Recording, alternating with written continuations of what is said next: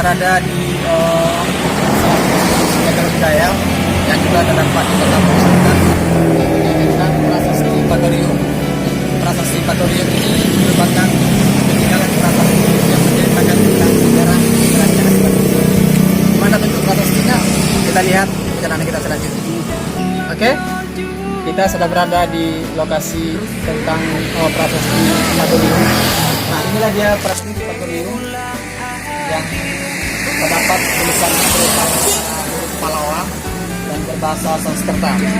Dan prasasti ini menjelaskan tentang kerajaan daripada kerajaan Patorium ini, di mana dia merupakan bagian daripada wilayah kekuasaan kerajaan Majapahit. Jadi pada saat Majapahit mengirimkan Adi Jawarman ke Minangkabau, maka kemudian Adi Jawarman menjadikan Minangkabau sebagai bagian dari wilayah kerajaan Majapahit. Dan inilah prasasti yang menjelaskan tentang kerajaan Majapahit.